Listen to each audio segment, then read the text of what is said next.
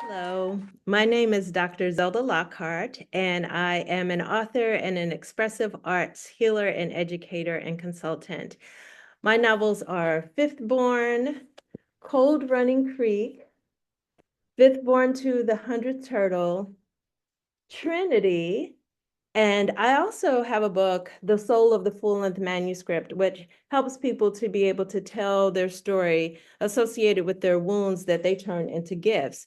So I'm going to be reading to you from Trinity, which is my novel that I wrote as I was trying to help myself understand the difficulties in my father's life that transmuted to my life.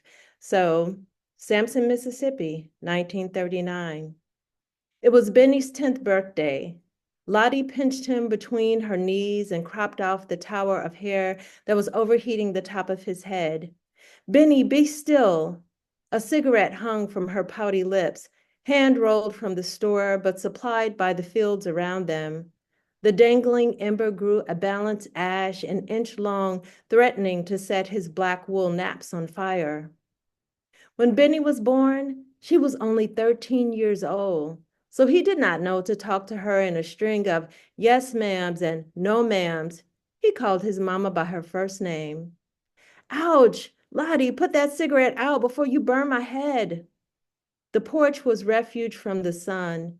It was so hot that day, the birds panted on the low-lying maple branches. The heat did not deter baby Leonard, though. He played in the bare dirt of the yard, making mud of the used wash water, his skin and the earth the same tint of copper. The sky was a clear cornflower blue, except for one white cloud that passed over the three of them before it grew thin and evaporated. Be still, boy. She snatched him in place and chuckled. Ain't nobody gonna burn your little pea head. More likely the bird's gonna set up shop if I don't chop this shit off. They were so close, like an older sister and little brother, that it didn't matter that she hadn't tied a kerchief to hold her breast in place under her loose cotton dress. She was still gonna hold him close where he could smell the warm womanhood of her body sweating in the heat. But at the same time, she would snatch at him and tease him like he was some meddlesome little pet. He laid his head back in her lap, and the two of them looked in each other's big round eyes. Okay, boy, I'll put it out for a minute.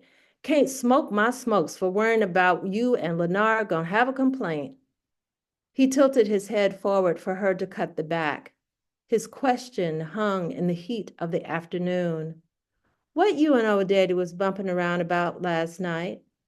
He knew old daddy whipped her with the strap that was for the money satchel in the same way that old daddy whipped him. Her beatings were constant, where his only came when his chores were half done. But he didn't have to be trapped in the room with old daddy at night. She always had welts on her smooth, creamy legs, some of them purple from a few days back, some of them red from the last night. He knew the beatings were getting more frequent, but didn't know why and didn't know the right thing to ask. She grabbed a fist of his hair at the back of his head and turned his face up to hers. Benjamin Lee, let me tell you something. She pushed his head forward again.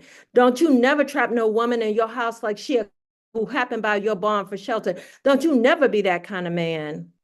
Ouch, he complained and put his hands on the back of his head.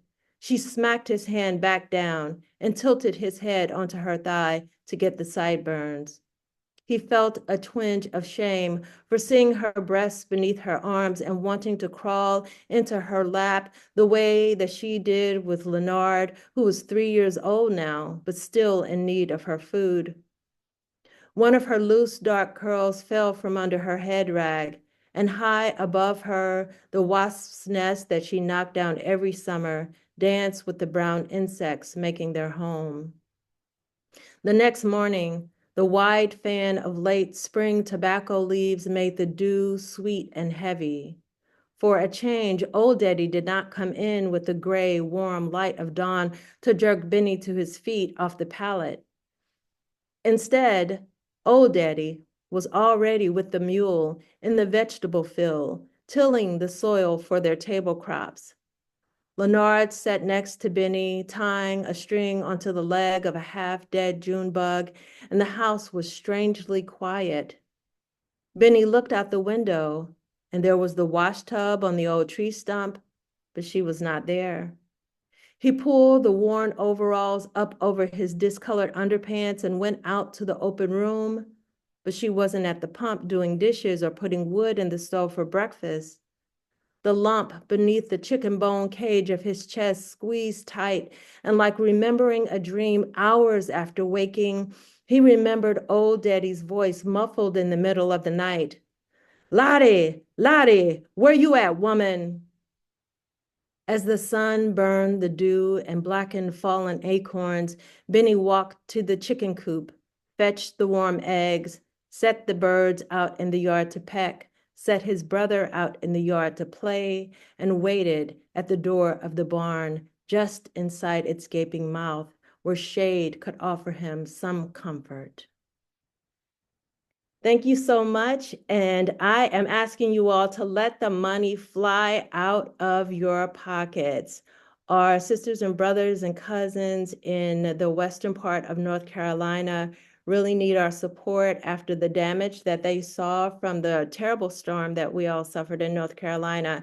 And I am donating this reading to Blue Ridge Pride Center. Yay, thank you.